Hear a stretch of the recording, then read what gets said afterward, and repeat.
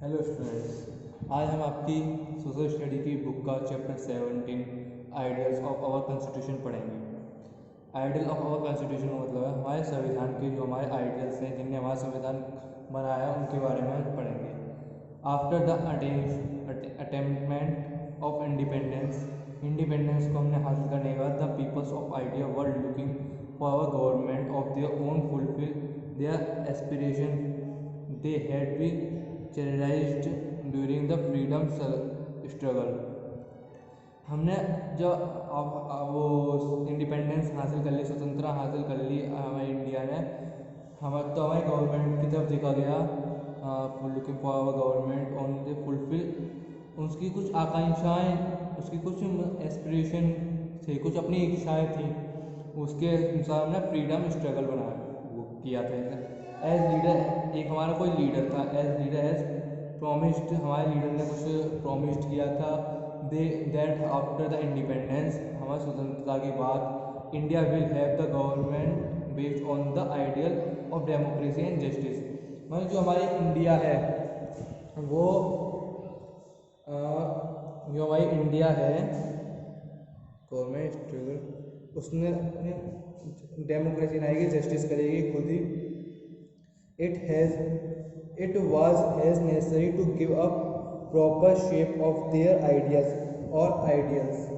मतलब जो हमारे वो थे लीडर्स थे जिनने हमें इंडिपेंडेंस दिलाई थी, उनने हमसे कुछ प्रॉमिस किया था उस टाइम कि जब हम इंडिपेंडेंस हो जाएंगे तो हम एक डेमोक्रेसी और अपनी तरह से खुद की तरह जस्टिस करेंगे। इट वाज इससे हमारी प्रॉपर शेप थी उसके एक आइडिया से और आइडिया से। इन मॉडर्न टाइम में the ideal and struggle and structure of any state of incepted in the document is called the constitution. जो उस टाइम ये डॉक्यूमेंट्स इन मॉडर्न टाइम्स में जो पहले के जो हमारे आइडियाज हैं उनमें जो स्ट्रक्चर डिज़ाइन किया था किसका, कॉन्स्टिट्यूशन का, वो ही अभी भी डॉक्यूमेंट्स के अनुसार वही है हमारा। तो हम द कॉन्स्टिट्यूशन स्टडी करें। The constitution is considered to be a based fundamental laws of state. जो कॉन्स्टिट्यूशन में कंसिस्ट की गई थी बेसिक फंडामेंटल बेसिक ज़रूरतें जो थी स्टेट की लॉ की वो बनाई गई थी। It lead down the objectives of the states which with it has been achieved। मतलब कि इट ले डाउन, लेस लिखे, लॉज लिखे गए थे, कुछ उसके ऑब्जेक्टिव्स लिखे गए थे स्टेट बाय स्टेट के जो वो अचीव कर सकें। It also provide for the installer framework that is various structure and bodies of the government. हमें प्रोवाइड किया गया था इंस्टीट्यूशनल फ्रेमवर्क जो कि वेरियस स्ट्रक्चर और बॉडीज की गवर्नमेंट ने डिज़ाइन किया था वो, जिसमें हमारे राइट्स थे, ड्यूटीज थी। राइट में क्या क्या हमारे अधिकार हैं, क्या क्या हमारी ड्यूटी हैं, सिटीजन्स की क्या क्या ड्यूटी हैं, क्या क्या अधिकार हैं। It is therefore the consider to be basic of the governance of the country। both of the terms goal as objective are also structure and function। उसमें हमारे goals, objectives और functions को राइट डाउन किया गया था। Constitution assembly जो हमें संविधान की असेंबली है वर्क टू 2 years, दो साल तक वर्क करती है एंड कंप्लीट। वो जो हमारी कॉन्स्टिट्यूशन था वो पूरे 2 साल में कंप्लीट हुआ था। 2 years जो हमारा कॉन्स्टिट्यूशन बन के तैयार हुआ था वो 2 साल में कंप्लीट हुआ था। इट टास्क बाय 26 नवंबर 1949। कब तक बन गया था? 26 नवंबर 1949 the constitution was influenced with affected from 26 जनवरी 1950। और हम इस डे को कॉन्स्टिट्यूशन जब बना था उसके बाद हमने एक डे बनाया था इसका सेलिब्रेट करने के लिए, जिसे हम रिपब्लिक कहते हैं। कब बना था ये डे? 26 जनवरी 1950। 1950 में, 26 जनवरी 1950, from the day of was declared as republic. किस नाम से? रिपब्लिक के नाम से। अब देखते हैं द प्रेमेबल, प्रस्तावना, मतलब क्या क्या प्रस्ताव रखे गए थे उसके अंदर। The constitution of India commerce with preamble, जो कॉन्स्टिट्यूशन है उसका कॉमर्सेस के साथ हमारे इंडिया का। The preamble explain the purpose, the preamble जो प्रस्तावना थे उसे एक्सप्लेन किया गया है पर्पस और एंड ऑब्जेक्टिव के बेसिस पे, विद विच द कॉन्स्टिट्यूशन, जो कॉन्स्टिट्यूशन है, जो हमारा संविधान है, हैज़ बीन फ्रेम्ड, उसने फ्रेम किया था। द प्रेमेबल रीड एज, हम उसे पढ़ेंगे, we the people of India, हम सब क्या है? इंडिया के नागरिक हैं। हैविंग सोमबल, सत्यवाद, having solemnly resolve to constitute India into a sovereign society secular domestic republic. ये एक बुक का नाम है sir. And secure to all its citizens justice, social, economic and politics, liberty of throw explanation, behaviour, faith and worship. Justice, social मतलब न्याय, economics, politics, liberty, इसमें भी ये सब चीज़ में देखिए। Equality of state and opportunity and to promote among them to all fraternity, ensure the dignity of the individual and unity and of the integrity of the nation. In our constituent assembly, जो हमारा constitution का assembly थी, assembly this 26 November 1949 do having approach and give to ourselves in the constitution. The preamble in brief, जो हमारा प्रस्तावना था, प्रस्ताव वो ब्रीफली एक्सप्लेन किया गया objectives and constitution in two ways, दो तरीके से। One about the structure of the governance and the second about the ideal of the independent India. एक रखा गया गवर्नमेंट के बेस पे और एक रखा गया स्वतंत्र भारत के बेस पे।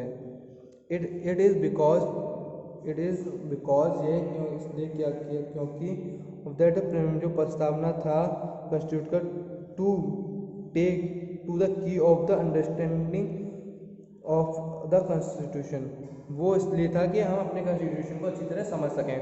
The objectives which are laid down the principles, जो हमारे ऑब्जेक्टिव्स हैं, हमारे सोच समझ हमने ऑब्जेक्टिव बनाए थे उस टाइम, वो क्या कहते हैं? Description of the Indian state, socialist, secular, domestic Republic, इनके बेस पे थे। और provides for all citizens of India justice, liberty, equality and फेमिलिटी। Justice में आ गया हमारा सोशल, इकोनॉमिक एंड पॉलिटिकल। में हमारे जस्टिस, न्याय कौन कर सकते हैं? सोशली कर सकते हैं हम, इकोनॉमिकली कर सकते हैं और पॉलिटिकल। लिबर्टी में throw explanation, behaviour, fair and worship. Equality में स्टेटस एंड अपॉर्चुनिटी। स्टेटस तो उसका क्या स्टेटस है और उसकी क्या अपॉर्चुनिटी। और पे में आ गया वहाँ dignity of individuals and unity and integrating of the nation. और सोविजनेशन क्या होता है? सोविजनिटी प्रभुसत्ता, संभवता sovereignty is one of the most unstable elements. ये ऐसा एलिमेंट है ऑफ द इंडिपेंडेंट स्टेट का, ये एक ऐसा एलिमेंट है इंडिपेंडेंट स्टेट का। It simple term in mean, इसका सिंपल टर्म है मीनिंग में state power to take decision without any influence, control influence from any other power both external and internal. मतलब कि ये अगर चाहे, इसके पास ऐसी पावर होती है कि ये खुद ही डिसीजन ले सकता है अपने किसी भी और की परमिशन के बिना, both external and internal. It does not mean, इसका मतलब ये नहीं है कि that the state decision are not afford to event in international politics, कि ये इंटरनेशनल पॉलिटिक्स को इफेक्ट करे। हमारी demands made by people or groups suggested or advised by people, leaders and organization. In the beginning of the constitution जब चालू हुआ, makes it clear, इसमें बता दिया गया था clear that the ultimate sovereign in India are the peoples.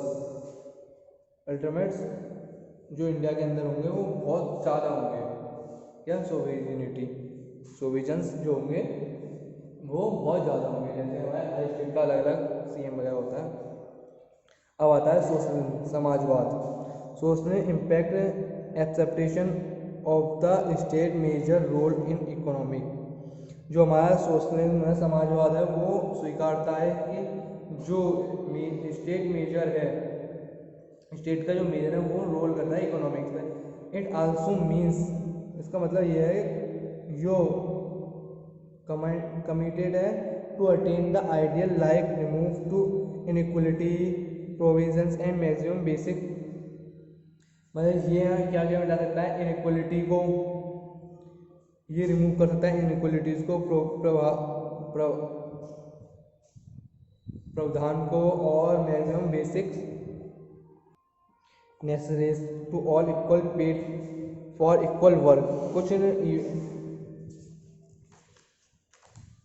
Maximum बहुत कम नेसेसरीज इक्वल पे कर सकते हैं, इक्वल वर्क कर रहे हैं, constitute to wealth and means to produce etcetera in few hands. और कुछ यहाँ अब आता है हमारा सर्कुलेशन, धर्मवादिता।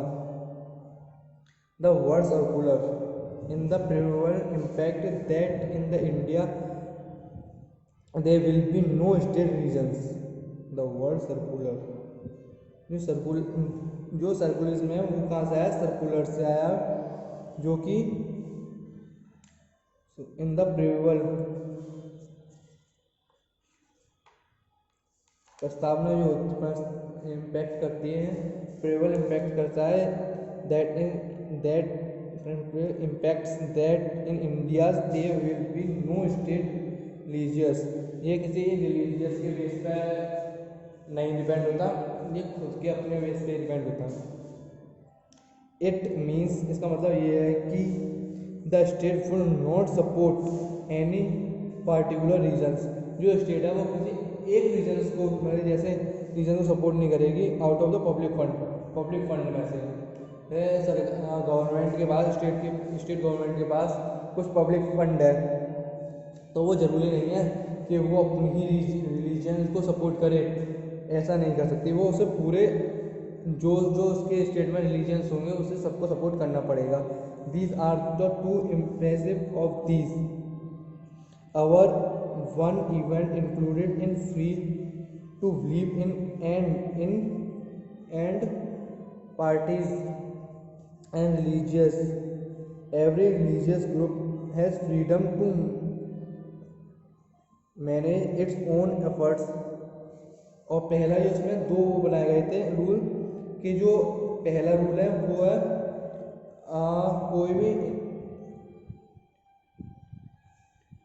कोई भी एक इंडिविजुअल बिहेवियर नहीं होगा सबके लिए, स्पेशल रिलीजियस के लिए जो भी होगा फ्रीडम मैनेज होगा सबके लिए, बिल्कुल फ्री कर दिया गया था, सब कुछ फ्रीडम था, स्वतंत्र था। And second the state will not, और जो दूसरा वो स्टेट जो होती है वो डिस्क्राइब नहीं करेगी अगेंस्ट एनी इंडिविजुअल और groups of the basis of religious को। हाँ, रिलीजियस के बेसिस पे कुछ भी वो डिस्क्राइब भेदभाव नहीं करेगी। रिलीजन के बेस पे, रिलीजियस केयर्स एंड कास्ट के बेस पे वो बिल्कुल भेदभाव नहीं करेगी। मतलब किसी स्टेट के लिए कोई, हाँ जैसे हमारे स्टेट में बहुत सारे रिलीजियस रहते हैं, हिंदू मुस्लिम सिख सब तरह के रहते हैं, तो कोई या कास्ट, बहुत सारी कास्ट हैं, तो गवर्नमेंट के पास वो इतना है कि वो किसी स्टेट गवर्नमेंट के पास कि वो अपना सबको इक्वलिटी देगी, मतलब किसी को भी वो ज़्यादा और कम नहीं करेगी। कैसे वो अगर गवर्नमेंट बनती है क्योंकि वो अपने रिलीजियस के को सपोर्ट करे, ऐसा नहीं कर सकती वो, उसे सबको सपोर्ट करना पड़ेगा। ठीक है, अब देखते हैं फेडरलिज्म, संभावता। India has federal form government, India के पास जो है वो फेडरल फॉर्म गवर्नमेंट है। इसका मतलब ये है कि our country is govern at 2 level. जो हमारी कंट्री है वो गवर्न करती है 2 लेवल पे, एक होता है सेंट्रल लेवल और एक होती है हमारी स्टेट लेवल। ठीक है, और the prime minister, the president in the head of our country, और जो प्रेसिडेंट होता है वो हमारे कंट्री का हेड होता है। The prime minister head the government of at the centre and parliament makes law. जो हमारा प्राइम मिनिस्टर होता है वो क्या करता है, गवर्नमेंट को, सेंट्रल गवर्नमेंट को हेड करता है, गवर्नमेंट्स को, और जो सेंटर एंड पार्लियामेंट होते हैं उसके लॉ को बनाता है वो। एट द स्टेट लेवल, और स्टेट लेवल पे, at the state level the governor is the nominal head. और जो स्टेट लेवल पे गवर्नर होता है वो एक नॉमिनल हेड होता है with the chief, white the chief minister, जिसे हम चीफ मिनिस्टर कहते हैं, chief minister head the government, जो कि स्टेट को संभालता है हमारी। The power and the function of the centre and the state government has been clear defined under its union list, state list and concurrent list. मतलब जो हमारे rules हैं गवर्नमेंट के लिए, जिसकी जो पावर है वो किस में डिस्क्राइब किया गया, यूनियन लिस्ट में, स्टेट लिस्ट में और कॉन्करेंट लिस्ट में इसे डिफाइन किया गया पूरी तरह से। अब आता है domestic republic. Domestic is generally known as the government of the people. Domestic को हम जनरली जानते हैं वो क्या है, गवर्नमेंट है पीपल, जो लोग हैं उनकी गवर्नमेंट है, by the peoples and for the people, by the people, people के द्वारा, और फॉर पीपल के लिए, for the people. In effect it means, इसका मतलब ये इफेक्ट करती है, इसका मतलब कि the government is elected by people. जो गवर्नमेंट है वो क्या, जो गवर्नमेंट है वो लोगों के द्वारा, पीपल्स के द्वारा ही इलेक्टेड होगी। एंड इट इज़ रेस्पॉन्सिबल, और ये रेस्पॉन्सिबल करता है टू बी पीपल, और ये पीपल्स पर रेस्पॉन्सिबल करता है। It powers are refers and it can not act eligibility. मतलब ये हमारे पास पावर नहीं है, वो मतलब गवर्नमेंट के पास इतनी पावर नहीं है, कोई गवर्नमेंट बुरा काम कर रही है तो पीपल, लोग चाहे तो उसे हटा भी सकते हैं, कुछ ड्यूरेशन होते हैं पर इसके। पीपल रिपब्लिक मीन्स, रिपब्लिक का मतलब ये है कि no office in public life, no मतलब कोई वो पब्लिक लाइफ में कोई ऑफिस नहीं होगा। इन अदर, दूसरी वर्ड में कहा जाएगा all the office are open to public. जितने भी ऑफिस खुलेंगे वो किस लिए खुलेंगे, पब्लिक के लिए खुलेंगे, पब्लिक से खुलेंगे। In some of the country, कुछ कंट्रीज में गवर्नमेंट आर डेमोक्रेटिक, कुछ कंट्रीज में पब्लिक, वो जो गवर्नमेंट है वो democratic, but head of the state are not elected. मतलब वहाँ पे जो स्टेट के लिए, हमारे यहाँ जैसे चीफ मिनिस्टर है, दूसरे देशों में ऐसी बहुत सारी कंट्री हैं, यहाँ पे ये स्टेट को के लिए कोई भी गवर्नमेंट इलेक्टेड नहीं की जाती। Such no non elected head of the state does not exercises an actual power. हम वहाँ पर स्टेट के लिए कोई भी ऐसा पावर में नहीं, यहाँ पे नेदरलेस ही और शी बिकम, या तो वो लड़की हो सकते हैं या लड़का आदमी हो सकता है या औरत हो सकती है, he become heads those state are not describe as republic. मैं रिपब्लिक्स में जो इतने वो है वो नहीं आते, ब्रिटिश जापान एक्सेप्ट, जहाँ क्या का जैसे ब्रिटिश में यूएसए यूके इसमें जो केवल प्रेसिडेंट होता है, प्राइम मिनिस्टर और चीफ मिनिस्टर नहीं होता। Are example of such democracy, ये कुछ डेमोक्रेसी की वो हैं एग्जाम्पल्स हैं। The India constitution provide for elected head of the state and does not provide for any office by birth, कि उसके लिए जन्म से ही कोई ऑफिस नहीं है, मतलब हम यहाँ पे स्टेट के लिए भी एक अलग से हेड को अपॉइंट करते हैं, मतलब चुनते हैं। 10 इंडिया लाइक यूएसए, इंडिया जैसे USA both are democracy and republic country. As a republic जो इंडिया और यूएसए वो एक जैसे ही हैं। As a republic India also aims to secure justice, liberty, equality and fraternity to all the citizens। मतलब कि इंडिया का जो मोटिव है, एम है, हमारी गवर्नमेंट का जो एम है, डेमोक्रेसी का एम है, वो क्या है कि जस्टिस मिले सबको, लिबर्टी इक्वलिटी मिले सबको, सबको फ्रीडम मिले, सबको कुछ मिले। अब देखते हैं जस्टिस क्या होता है। जस्टिस बिकम फेयरनेस, निष्पक्ष society in its divided to reward and bundles. जैसे हमारे यहाँ कोई जुर्म अपराध करता है तो उससे सज़ा मिलती है, उसके बेस पे ही ये जस्टिस की जाती है कि उसने जुल्म क्या किया है, उसने कौन सा अपराध किया है, उसके अकॉर्डिंग सज़ा दी जाती है, और वो भी सोसाइटी सबकी सोसाइटी में। अब आते liability. By liability we generally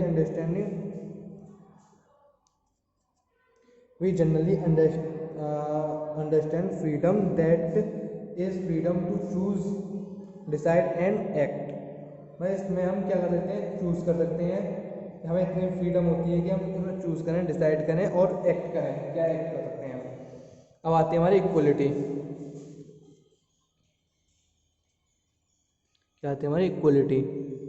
equal means that all people should be treated equal without any discrimination based on creeds, caste, race and religious sects etc। मतलब हमसे इक्वलिटी का मतलब ये है कि वो कोई भी बिजनेस करे, कोई भी काम करे, तो हम जरूरी नहीं है वो किस कास्ट का, किस रिलीजियस का, कब उसका जन्म हुआ, वो मेल है या फीमेल है, जेंडर के अनुसार हम इसके बेस पर कभी नहीं, उसके लिए सबके लिए सब इक्वल है हमारे कॉन्स्टिट्यूशन में।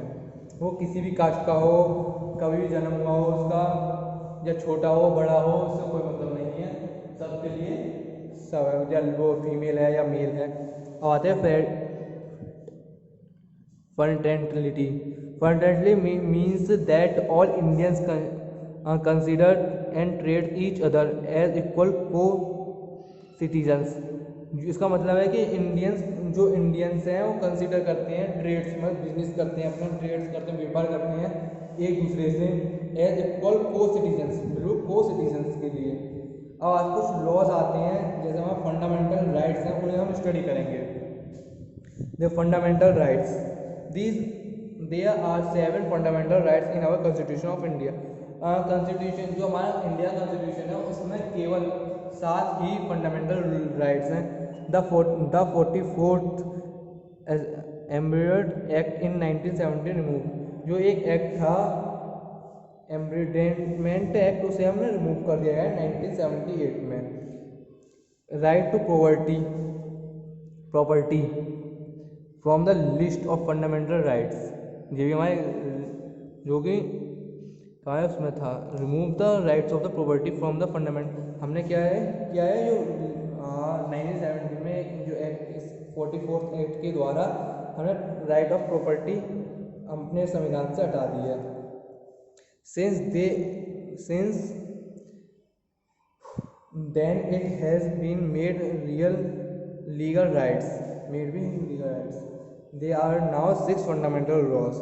अब कितने लॉ बचे हैं हमारे पास? 6 फंडामेंटल राइट्स बचे हैं, since they has been made by legal right, जो कि एक लीगल राइट्स हैं। They are now as 6 fundamental laws.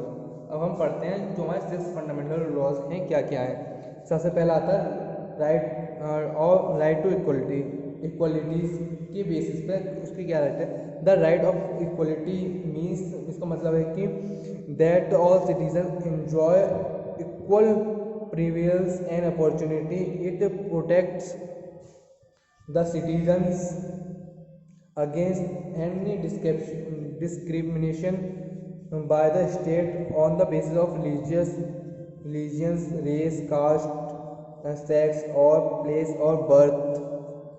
जैसे मैंने इक्वलिटी में बताया था कि राइट टू इक्वलिटी वही है जो हमारे पीपल्स हैं, सिटीजन्स हैं, नागरिक हैं, वो इंजॉय कर सकते हैं इक्वल प्रिविलेजेंस पे और अपॉर्चुनिटी में। उन्हें भी बिल्कुल वही अपॉर्चुनिटी मिलेगी दूसरी कास्ट वाले को मिल रही है, सेम कास्ट पे रहेगा, उन्हें प्रोटेक्ट वही मिलेगी। सिटीजन्स अगेंस्ट और कोई भी भेदभाव नहीं, डिस्क्रिप्शन नहीं होगा एक दूसरे को लेके, वो भले इस स्टेट का हो या दूसरी स्टेट का हो, इससे कोई मतलब नहीं है उसे, वो फीमेल है या मेल है, उसकी प्लेस ऑफ बर्थ क्या है, और यहाँ पर जन्म हुआ है तो और दूसरी स्टेट में रह रहा है, और उससे उसे कोई मतलब नहीं है। द राइट ऑफ इक्वलिटी का जो एम था ये था कि सोशल और इकोनॉमिकल डिस्क्रिमिनेशन है वो कम हो जाए। The right of equality included 5 types of equality. जो राइट ऑफ इक्वलिटी है उसमें 5 तरह की इक्वलिटी मिलती हैं। These are equality before laws, laws से पहले की इक्वलिटी, प्रोविज़न ऑफ डिस्क्रिमिनेशन में भेदभाव को बिल्कुल हटा देना, and equality of opportunity, opportunity की बिल्कुल इक्वलिटी मिले, इसे भी वो इस कास्ट का भी सेम टेस्ट दे सकता है, इस कास्ट का भी स्टडीज़ को लेके। एवोल्यूशन ऑफ अनटचेबिलिटी, एवोल्यूशन भी हुआ था अनटचेबिलिटी का, एवोल्यूशन ऑफ टाइटल्स, इस तरह के 5 जो है वो इक्वलिटीज़ बताई गई हैं। अनटचेबिलिटी के बेसिस पे भी नहीं हो सकता कि वो छोटी कास्ट का है तो उसे ये अपॉर्चुनिटी नहीं मिल चाहिए, हम हाई कास्ट के, ऐसा कोई नहीं है, सबको इक्वल है, चाहे वो लो कास्ट हो या वो हाई कास्ट हो। राइट ऑफ फ्रीडम, अब क्या है फ्रीडम के राइट्स? हाँ, freedom is the basic requirement for true democracy. एक सच्ची डेमोक्रेसी के लिए जो फ्रीडम है वो पूरी मिलनी चाहिए। The Indian constitution regarded to citizens of Indian set of right description and right to freedom. All citizens has the right to, जो और सबके सिटीजन्स के राइट हैं वो देखते हैं। पहला है freedom to speech and explanation. हमारे पास ऐसा हमारे इंडिया के अंदर हमारा किससे भी अपनी बात रख सकते हैं, हम कुछ भी बोल सकते हैं, हमारे पास ये फ्रीडम है, और हम उसे एक्सप्लेन भी कर सकते हैं। Freedom to assembly peaceful and without arms, हम अपनी असेंबली बना सकते हैं खुद की विदाउट किसी हथियार आर्म्स के। फ्रीडम टू फॉर्म एसोसिएशन और यूनियन, हम एक एसोसिएशन भी फॉर्म कर सकते हैं, यूनियन फॉर्म कर सकते हैं। Freedom to more freely throughout the territory of India. Freedom to reside and settle in any part of territory in India, हम अपनी इंडिया के अंदर कहीं पे भी रह सकते हैं, ये हमें फ्रीडम है। जैसे हमने जन्म लिया है उत्तर प्रदेश में, हमें रहना महाराष्ट्र में जाके, तो हम महाराष्ट्र में जाके रह सकते हैं। Freedom to take up any provision to carry on our occupation trades and business. ये नहीं है कि हम अपना बिजनेस केवल हम उत्तर प्रदेश में रहें तो उत्तर प्रदेश में ही कर, नहीं, हम अपना बिजनेस उत्तर प्रदेश में भी कर सकते हैं, महाराष्ट्र में कर सकते हैं, उत्तराखंड में कर सकते हैं, हर जगह कर सकते हैं। और आगे के जो हैं राइट्स हम नेक्स्ट वीडियो में पढ़ेंगे। Thank you.